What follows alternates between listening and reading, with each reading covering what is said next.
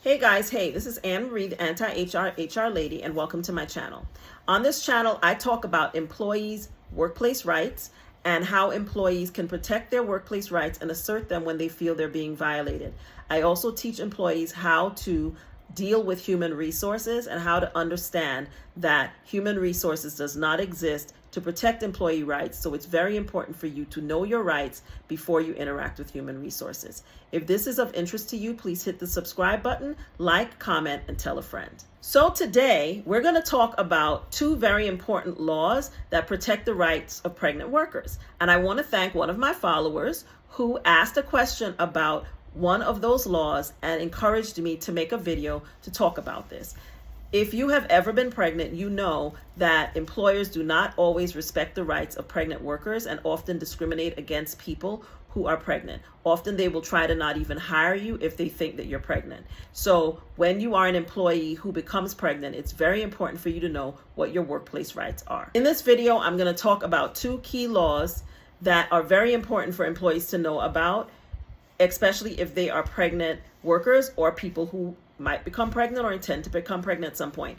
In certain parts of this video, I'm going to be reading directly from the EEOC website because I want to make sure that I get this information right and I haven't committed it all to memory. So if you see me looking down, it's because I'm looking at my computer screen and making sure that I'm getting the details of this correct for you in this video. The first act I'm going to talk about is the Pregnancy Discrimination Act. The Pregnancy Discrimination Act was passed in 1978 and it amended Title VII of the Civil Rights Act of 1964, which is the law that protects you from racial, ethnic discrimination, gender discrimination, basically protects you from being discriminated against based on protected characteristics as written in the law. And so that law was amended to include pregnancy, right, as something that employers cannot discriminate against someone based on. It prohibits discrimination on the basis of pregnancy, childbirth, or related medical conditions, and it requires employers to treat pregnant employees the same as other employees with similar abilities or limitations. And that's a very important thing to remember as an employee if you become pregnant. Obviously, the Pregnancy Discrimination Act, or PDA as it's often called by lawyers and others who work in this area, is a very important law for employees. It's crucial for pregnant employees because it ensures that they're not unfairly treated or discriminated against in the workplace due to their pregnancy. It protects their right to work without fear of adverse actions or discriminations based on their pregnancy status. The EEOC is responsible for enforcing the provisions of this law. The next law that I'm going to mention is a law that was recently passed in 2020, but didn't really get a lot of airplay, probably due to COVID when it was actually passed. But recently, the EEOC put out some guidance about the law and the enforcement of the law. And so some papers have picked it up and have been reporting about it. It is called the Pregnant Workers Fairness Act, or the PWFA. And I will put a link to the EEOC guidance about this act in the description, as well as a link to my blog where I talk about both of these laws in more detail. And I highly recommend that you read it to get more information. I'm kind of summarizing both laws in this video, but in the blog, I go into more detail. So the Pregnant Workers Fairness Act was passed in 2020, and it provides additional protections for pregnant workers by requiring employers to provide reasonable accommodations for pregnant-related limitations, unless doing so would impose an undue hardship on the employer. Basically, what this law does is it kind of sets the same requirements for employers to treat pregnant workers as it does for disabled workers. So while it doesn't call pregnancy a disability per se, it is applying the same standard that is required of employers when they are dealing with disabled workers, which is the reasonable accommodation standard. And it's basically saying that employers have to provide reasonable accommodations to pregnant workers for pregnancy-related limitations, things that, there might be things that a person might not be able to do while they're pregnant, and that the employer has to give accommodations for that unless there is an undue hardship on the employer that prevents them from being able to do it. Now, this is a really important law because it is a safeguard against discrimination for pregnant employees. It ensures that they receive necessary accommodation to perform their work, and their jobs without facing adverse actions due to their pregnancy. Like the PDA that I just mentioned, the EEOC is also responsible for enforcement of this law. So there are two primary ways that employers may violate your rights under the law when you are a pregnant worker. The first way is that they may refuse to provide reasonable accommodations, which is required under both of these laws, okay?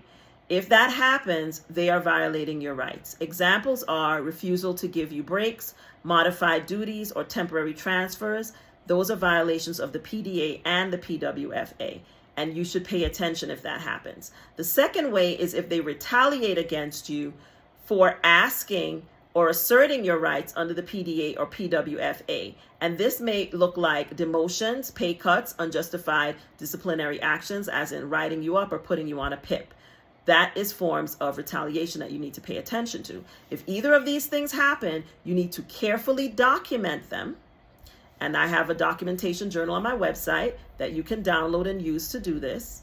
And then you need to make sure you have a strategy in place before you go to HR to raise concerns and complaints. But you should go to HR and raise concerns and complaints if your rights are being violated. But make sure you understand what to do, how to do it, and what the impact of it may be so that you can have a plan, including up to and including exiting and having your employer pay you to leave if they are not prepared to meet your rights under this law, and if they are violating your rights under this law. It is very unfortunate that in 2024, pregnancy discrimination continues to be a thing, but it is. So it is very important that employees know that these laws exist and that they protect any employee who becomes pregnant and wants to assert their rights under these laws. So it is very important that you know not only that the laws exist, but you know what violations of the law looks like and what to do if you feel that your rights are being violated. If you believe that you have been subjected to discrimination and or retaliation as a pregnant worker, please feel free to visit my website and book a discovery call, and let's talk about what you can do to assert your rights and level the playing field relevant to what your employer may or may not be doing relevant to your workplace rights as a pregnant worker. I do hope that this video has educated you guys a little bit about your rights if you are a pregnant worker. I also, as I said, wrote a blog post about this. It is up on the website. Please do read the blog post. Don't just watch the video. Read the blog post so that you have a better understanding of your rights relevant to these very important laws, these two very important laws that significantly impact the rights of pregnant workers in the workplace. Remember, as an employee, it is your responsibility to educate yourself and to know what your workplace rights are so that you know when they're being violated and you know what to do to assert your rights and level the playing field with your employer. I hope this video was helpful. This is Anne-Marie, the Anti-HR HR Lady. HR is not your enemy, but they're definitely not your friend. I am. I'll see you in the next video. Bye.